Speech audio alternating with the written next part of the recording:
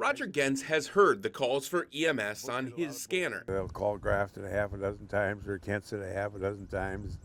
And then finally they'll say, well, get a hold of Northwood. He's dialed 911 for EMS himself, but a call he made this spring is one that's become all too common in Worth County.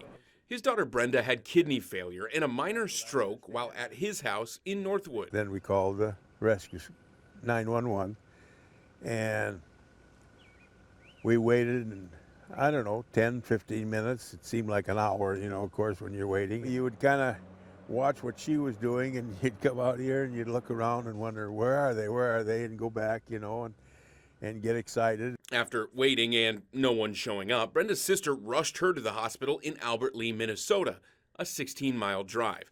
After they left, Gens went to the fire station and found 2 firemen. They were fairly new firemen that really hadn't had the schooling and stuff, so they were kind of waiting for one that was qualified. He says he doesn't blame the volunteer system. And as far as I'm concerned, we've got the finest fire department in Worth County and Iowa.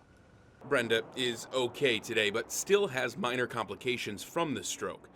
More and more calls are going unanswered because of fewer and fewer volunteers. There's a 1 in 4 shot your first responders are not going to show up. AJ Stone is a volunteer EMT and firefighter at nearby Manly Fire and a Worth County supervisor. Very scary. I mean, I've lived in this town my whole life. I know a lot of people in this town, and I hate to ever see somebody suffer or pass because they couldn't get help fast enough. In those missed calls, even if a volunteer EMT doesn't show up, a transport ambulance from nearby Mason City will. But that takes time.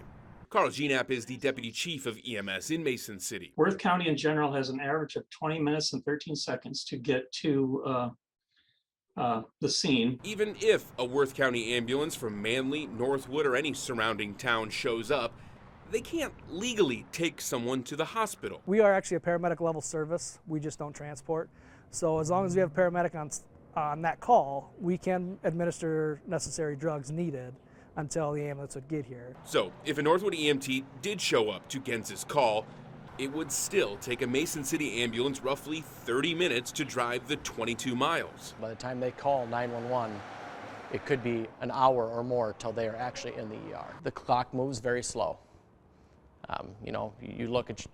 You ask somebody what time it is multiple times, and it seems like 10 minutes have went by and it's been 2 minutes. But they are working to change that by deeming the service essential and raising taxes to properly fund EMS. The county board has until the end of August to figure out how much money they'll need. Once people realize what little bit of money it is going to cost them to get that service, I think they're going to be okay. All so calls won't go unanswered like the Gens family experienced. And I think most of the people, for what it'll raise our taxes, isn't going to bankrupt anybody. You think it's worth the money, basically? I think it's worth the money. James Stratton, KCCI 8 News, Iowa's news leader.